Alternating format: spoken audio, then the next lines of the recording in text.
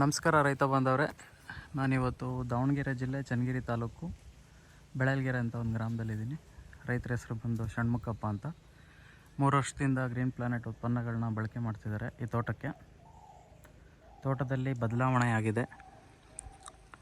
ಬದಲಾವಣೆ ಮತ್ತು ಇಳುವರಿ, ಆರೋಗ್ಯಕರ ತೋಟ ಹೇಗಿದೆ ಅಂತ ಅವ್ರ ಮುಖಾಂತರನೇ ತಿಳ್ಕೊಳ್ಳೋಣ. ಸರ್ ನಮಸ್ತೆ.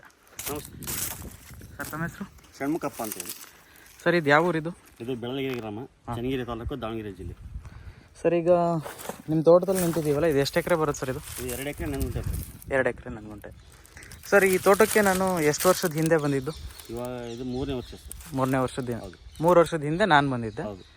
ನಿಮಗೆ ಈ ತೋಟಕ್ಕೆ ಮಾಹಿತಿನ ಮತ್ತೆ ಒದಗಿಸ್ಕೊಟ್ಟವ್ರು ಯಾರು? ಶಿವಕುಮಾರ್ ಅಂತ ಹೇಳಿ ನಮ್ಮ ಬ್ರದರ್ ಆಗ್ಬೇಕು ಅವರು. ನಿಮ್ಮ ಬ್ರದರ್ ಚನ್ನಗಿರಿ ಅವರು? ನೀವು ಜೊತೆ ಬಂದಿದ್ರಿ. ಹಾಂ, ಅವಾಗಿಂದ ನಾವು ನಿಮಗೆ ಕಾಂಟ್ಯಾಕ್ಟ್ ಮಾಡಿದ್ವಿ. ಈಗೇನು ನಾವು ಈ ತೋಟದಲ್ಲಿ ನಿಂತಿದ್ದೀವಲ್ಲ, ನೀವು ಗ್ರೀನ್ ಪ್ಲಾನೆಟ್ ಉತ್ಪನ್ನಗಳನ್ನ ಬಳಕೆ ಮಾಡೋಕ್ಕೆ ಸ್ಟಾರ್ಟ್ ಮಾಡಿದ ಮೇಲೆ ಏನೇನು ಬದಲಾವಣೆ ಕಂಡಿದೆ ಸರ್ ತೋಟದಲ್ಲಿ? ನಮ್ಮದು ಎಲ್ಲ ಕೊಳೆ ರೋಗ ಬಂದು, ಆಮೇಲೆ ಅಡಿಮೆ ರೋಗ ಬಂದು ಭಾಳ ಹೊಡ್ತಾ ಬಿದ್ದಿತ್ತು. ಹಿಂಗೆ ಮಾರಾಟಕ್ಕಂದ್ರೆ ಅದು ಸ್ವಚ್ಛ ಹೋಗೋದು, ಹಿಂಗೆ ದಬ್ಬಿರ್ ಹಂಗೆ ಬಿದ್ದು ಬಿಡೋದು. ಅವಾಗ ಓಕೆ, ನೀವು ಬಂದು ಎಂಟ್ರಿ ಕೊಟ್ರಿ. ಅವಾಗ ನಮ್ದು ಉತ್ಪನ್ನ ಹೆಂಗೈತಿ ಗ್ರೀನ್ ಪ್ಲಾನೆಟ್ ಅಂತ ಹೇಳಿದ್ರಿ.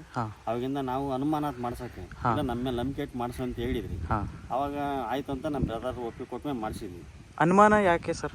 ಅದು ಎಲ್ಲ ಇದು ನಮ್ಮ ಕಡೆ ಎಲ್ಲ ರೈತರಿಗೆ ಎಲ್ಲ ಕಂಪ್ನಿಯರು ಬಂದು ವಿಸಿಟ್ ಕೊಟ್ಟು ನಮ್ದು ಹಾಕ್ರಿ ಚೆನ್ನಾಗಿ ಬರುತ್ತೆ, ನಮ್ದು ಹಾಕ್ರಿ ಚೆನ್ನಾಗಿ ಬರುತ್ತೆ ಅಂತ ಹೇಳ್ತಾರೆ. ಹಂಗೆ ಯಾರ್ದು ಹಾಕೋದು ಯಾವ್ದು ಬರೋದು ತೆಲ್ನೋವು ಆಗ್ಬಿಡುತ್ತೆ ನಮಗೆ. ಆಮೇಲೆ ನಮ್ಮ ಬ್ರದರ್ ಇದಾರೆ ಅಂತ ಗೊತ್ತಾಗಿ ನಾವು ಕರೆ ಕಳಿಸಿದ್ವಿ. ಅವರು ರೈತರು, ಅವ್ರದ್ದು ದೊಡ್ಡ ರೈತರು, ಅವರು ಮಾಡಿ ಮಾರೋದಲ್ಲ. ಅವರು ದೊಡ್ಡ ರೈತರು. ಅವ್ರ ತೋಟಕ್ಕೆ ಉತ್ಪನ್ನ ಇದನ್ನೆಲ್ಲ ನಿಮ್ ಗ್ರೀನ್ ಪ್ಲಾನೆಟ್ ಉತ್ಪನ್ನ ಹಾಕ್ತಾವ್ರ.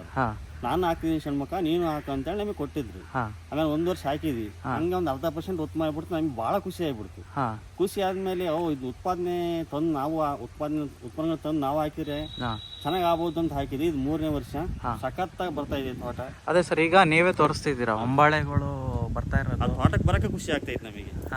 ಸರ್ ಈಗ ಕೆಲವ್ರು ಏನಿರ್ತಾರೆ, ಈ ಹೊಂಬಾಳೆ ಕೊಟ್ಟೆಗಳನ್ನ ನೋಡಿ ಕೆಲವರು ಈ ಯಾವುದೋ ಒಂದು ಕೊಟ್ಟೆಯನ್ನು ತೋರಿಸ್ಬಿಟ್ಟು ಇವರು ಮಾರ್ಕೆಟಿಂಗ್ ಮಾಡ್ತಾರೆ ಅಂತ ಹೇಳ್ತಾರೆ. ಇಲ್ಲ ಸರ್, ನಮ್ಮ 90% ಇದೇ ಹತ್ರ ಹೊಂಬಾಳಿದೆ ಇವಾಗ. ಸರ್ ಇದು ಎಷ್ಟು ಅಗಲ ಬರ್ಬೋದು ಸರ್? ಇದು ಅಡಿ ಲೆಕ್ಕದಾಗೆ ಇದ್ರ 2 ಅಡಿ ಅಗಲ ಬರುತ್ತೆ ನೋಡ್ರಿ. 2 ಅಡಿ ಅಗಲ ಬರ್ತೈತಿ ಅಂದಾಜು ಸರ್. ಈ ಥರ ಇದು ಹೌದು, ಇದು ಕೂಡ ಹೌದು.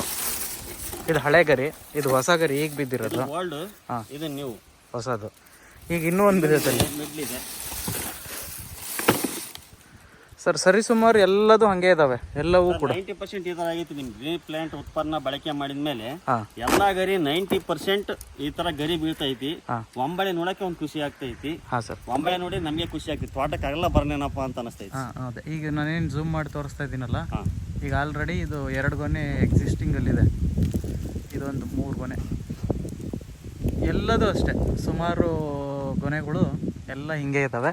ಅಂದಾಜು ಈಗೇನು ನೀವೇನು ಹಿಡ್ಕೊಂಡಿದ್ದೀರಲ್ಲ ಸರ್ ಕೈಯಲ್ಲಿ, ಈ ಎಷ್ಟು ಕೆಜಿ ತೂಕ ಬರ್ಬೋದು ಸರ್ ಇದು ಹಸೆ ಅಡಿಕೆ? ಒಂದು ಗೊನೆ ಇದು ಒಂದೇ ಕೊಟ್ಟೆಯಲ್ಲಿರೋದು. ಒಂದು ಗೊನೆ ಸುಮಾರು 15 ಕೆಜಿ ತನಕ ಬರ್ಬೋದು. ಇದು ಒಂದೇ ಗೊನೆ 15 ಕೆಜಿ.